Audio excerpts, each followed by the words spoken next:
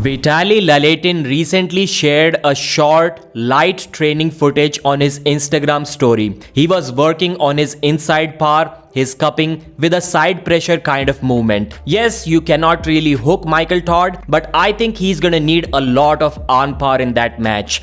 Yes, Vitaly is a top roller. Yes, his hand strength is his biggest weapon, but he will need a lot of arm power against MMT, especially if the match gets stopped. Now, there is a big narrative about Michael Todd. People say, especially the arm wrestling experts and also Michael himself, that nobody beats Michael Todd easy. And if we go back to the matches, I think except for the Devon versus Michael 2021 match, that narrative is true. Yes, Gennady also defeated him comfortably in their first match, but he had to flop wrist press him in the last round. So maybe it wasn't really that easy, and that wasn't peak shape Michael Todd either. So yes, it is difficult for anyone to beat him. For Denis Siplenkov it was difficult, for Andre Pushkar it was difficult, and even for Gennady Quickvinia it was not that easy. And even for Hermes Gasparini it wasn't easy. But if there is one person who can change this narrative, it has to be Vitaly Larratt'S, because that guy has got incredible speed, incredible explosiveness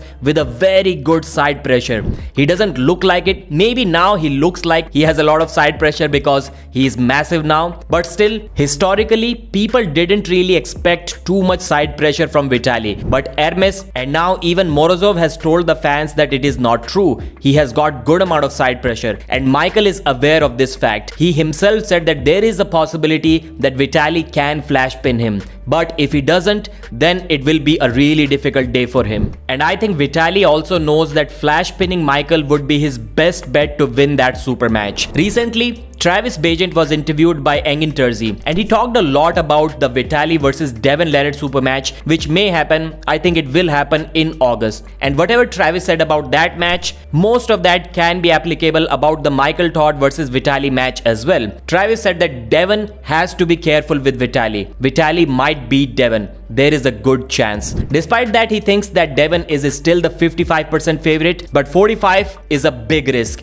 He has to take that match very seriously. Why? Because stylistically also it can be a problem for Devon. Devon has to be really careful. Vitaly has leverage and angle and positioning and timing, and he can finish the match. So the stylistic problem for Devon, which Travis was talking about, is Vitaly wouldn't have to grip low. So not in kind of a pistol grip or low hand grip as people like to call it. Vitaly doesn't have to do that against Devon. And since Devon's forearm is pretty long itself, Vitaly can have his knuckles really high and he may enjoy pulling against someone like Devon Larratt. But it can be a really difficult day for Devon if Vitaly is able to get that grip. So you cannot grip Vitaly low to hook him because it's impossible to hook him. You cannot grip Vitaly high because then he will also have his knuckles really high, and then his top roll becomes unstoppable. That's why Travis sees that there is a possibility that Devon Larratt loses to Vitaly Larratt'S. He said that there was a leverage difference between Vitaly and Hermes. That's why Vitaly had to lower his riser. But against Devon, he wouldn't have to do that. Travis also said that Vitaly hasn't really shown his ability to be patient in a super match. He may have those capabilities,